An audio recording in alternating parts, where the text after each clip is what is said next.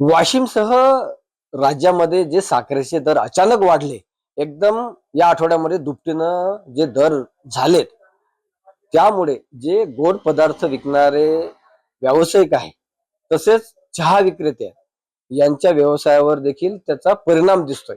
कारण जे आता मी एका वाशिमच्या एका हॉटेलमध्ये आहे. हे इथली फेमस अशी जिलेबी आहे, प्रसिद्ध अशी, आणि चहा देखील विकतात. अगोदर त्यांची जिलेबी स्वस्त होती, साखरेचे दर कमी होते तेव्हा, आणि चहा देखील स्वस्त होता. मात्र अचानक जी दरवाढ झाली मोठ्या प्रमाणात, जवळपास दुपटीनं दर वाढले, त्यामुळे यांना देखील साखरेचा दर वाढल्यामुळे त्यांना त्यांच्या पदार्थाचे दर देखील वाढवावे लागले. माझ्या समेत येथील जे जिलेबी विकणारे आहे आणि चहा विकणारे आहे, त्यांना आपण विचारतो, दादा काय सांगाल, किती दर वाढले, नेमकं काय? साखरेचे एकदमच प्रमाण जास्त वाढलेले भाव. अगोदर जी आहे साखर म्हणजे आम्ही 45-47 आणायचो, आता एकदम 62-63 रुपये किलो आहे. त्याच्यामुळे धंद्यावर फरक पडलेला आहे आणि ग्राहक कसे ऑर्डर द्यायला मागे पुढे पाहत आहे. आणि त्यांना जर कार्यक्रम काही ठेवायचा असला तर जिलेबी आयटम असते नेहमी, पण ते कॅन्सल करून राहिले. मिठाई काही ठेवूनच नाही राहिले महागाईमुळे.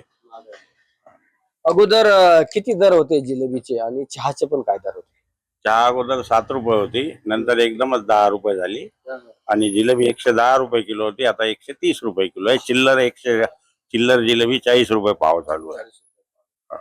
म्हणजे तुमच्या व्यवसायावर या अचानक दरवाढीचा, साखरेच्या दरवाढीचा परिणाम झाल्याचं दिसतंय ना? झालेला आहे. धंद्यामध्ये फार फरक पडलेला आहे आणि ते तर हॉटेलवर दिसूनच येत आहे की कस्टमर दिसून नाही राहिले जास्त. व्यवसाय जास्त कमी झाला एकदम. त्यांचं म्हणणं आहे की साखरेच्या दरवाढीमुळे त्यांचा जो नियमित होणारा व्यवसाय, जी विक्री आहे पदार्थांची, ती देखील घटल्यामुळे त्यांचं आर्थिक नुकसान देखील होत आहे. माझ्या समेत इथे आलेले काही ग्राहक आहे, आपण त्यांना विचारू.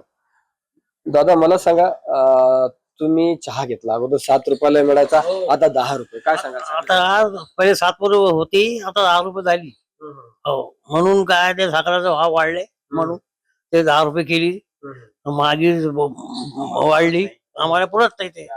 हो, चहा प्यायला परवडत नाही.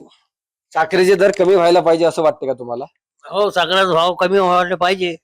हो, तेव्हा तुमची तलब भागवता येईल. हो, तेव्हा आमचा फायदा होईल काही.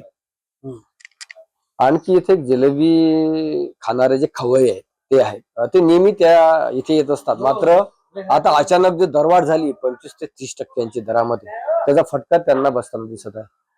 मला सांगा, जिलेबीचे दर अगोदर कमी होते ना, आता अचानक वाढले. तुम्ही नेहमी तिथे जिलेबी खाता, काय सांगाल? महागाई वाढल्यामुळे नुकसान होते? हाँ, पहले जिलेबी में 10 की लेता था, अब 20 रुपए के 30 रुपए हो गई। अब जिलेबी के भाव बढ़ गए। ये महंगी बहुत चारों तरफ बढ़ रही है अभी। हाँ, ये जिलेबी के जो दर बढ़ गए, जो भाव बढ़ गया है, उससे नुकसान हो रहा क्या? खाने में कुछ कमी कर रहे क्या? म्हणजे कमी करत आहे का तुम्ही? जिलेबी वगैरह कमी खाता है? नहीं कभी नहीं, हम लाइट खाते हैं, लेकिन ये जहाँ 10 की मिलने वाली थी वहाँ 20 की जिलेबी मिल रही ना, यहाँ नुकसान हो रहा ना, 10 रुपए का नुकसान हो रहा ना हमारा।